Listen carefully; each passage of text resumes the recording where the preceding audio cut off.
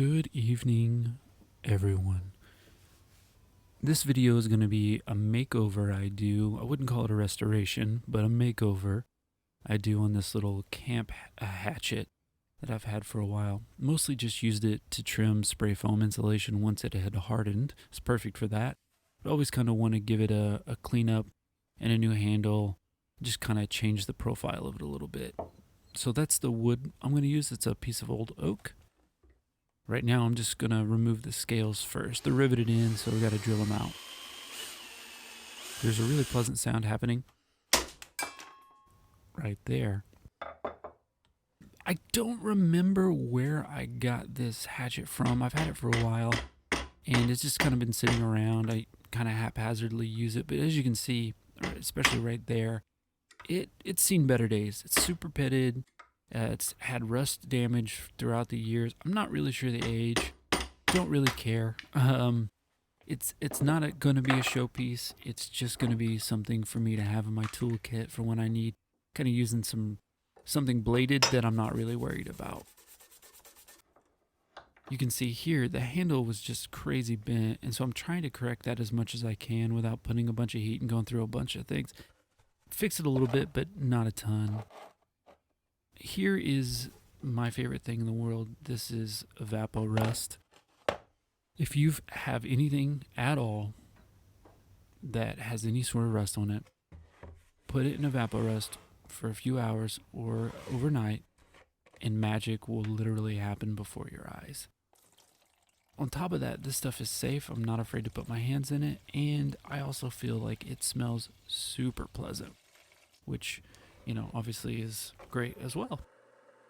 So there's my blank. I'm just kind of milling it up to make it usable and get it down to the rough size of what I need. With all these projects, my main goal, experimentation and learning and de-stressing. That's it.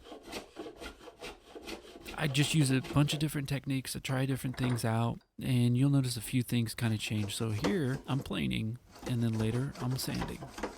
Oh, and then here's the handle. As it came out of the Evapor Rust, I'm just drying it off, and you can see there's just no rust on it. All that pitting and everything is just going to be there. I'm not worried about that. I'm not going to grind that down. It's part of the life of the tool.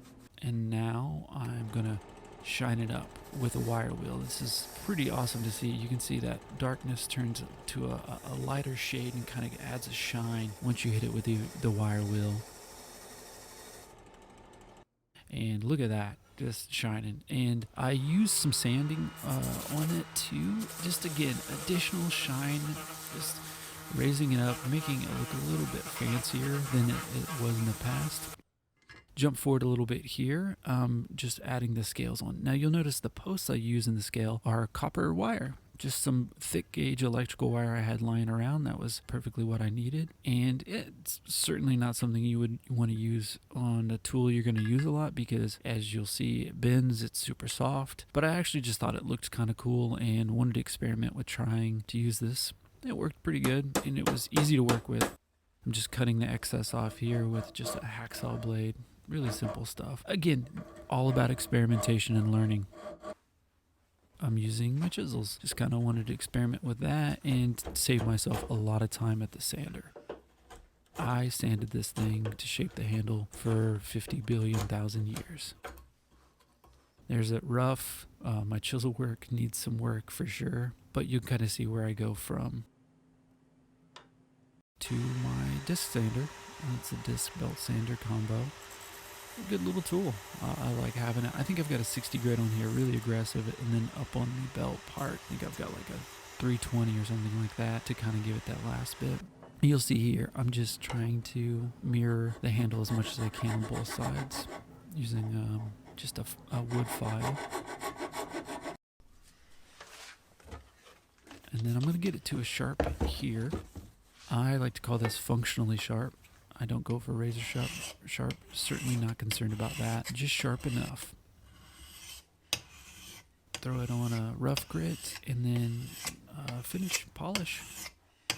Right here I'm going to put some paste wax, just covering the whole tool with it. I like the way paste wax feels in the hand. I also like the way this stuff smells, so I use it on everything.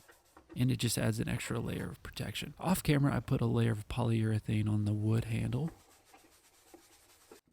And then here we go, just using the tool already to close up my paste wax can. I love paste wax. There you go.